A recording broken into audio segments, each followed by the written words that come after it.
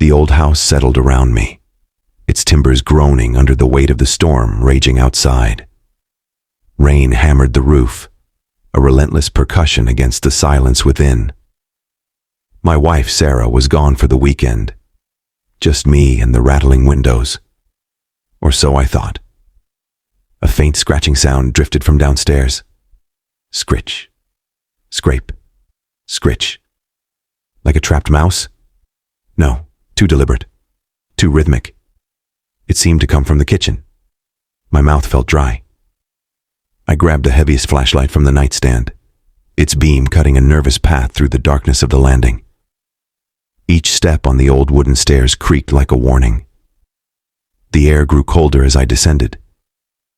The scratching stopped as I reached the kitchen doorway. Silence pressed in, thick and heavy. The flashlight beam swept across familiar counters, the sink, the table. Nothing. Just the faint glint of rain on the window pane above the sink. Then I saw it. On the pristine white linoleum floor, directly under the window, lay a single, long strand of black hair. Sarah was blonde. My heart hammered. It wasn't just the hair. Around it, arranged in a meticulous, almost ritualistic circle, were tiny crescent shapes. My fingernail clippings. Dozens of them. Clippings I knew I'd swept up and thrown away days ago. My breath hitched. The flashlight beam trembled. How? A low chuckle echoed from the pantry, low and guttural. It wasn't human. The pantry door, which I always kept shut, was slightly ajar, a sliver of absolute blackness visible. Scritch. Scrape. The sound wasn't coming from the pantry. It was coming from behind me. From the top of the stairs. I spun around, flashlight beam slicing upwards.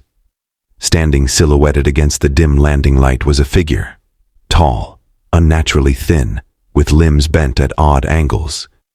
It wore Sarah's favorite nightgown, stained and torn. Its head lolled, long black hair obscuring its features, except for a wide, impossibly stretched smile, filled with far too many teeth.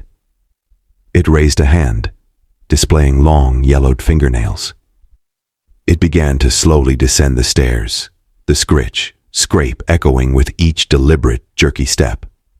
The flashlight slipped from my numb fingers, plunging the kitchen back into near darkness, leaving only the storm, the awful scratching, and that horrifying, widening grin.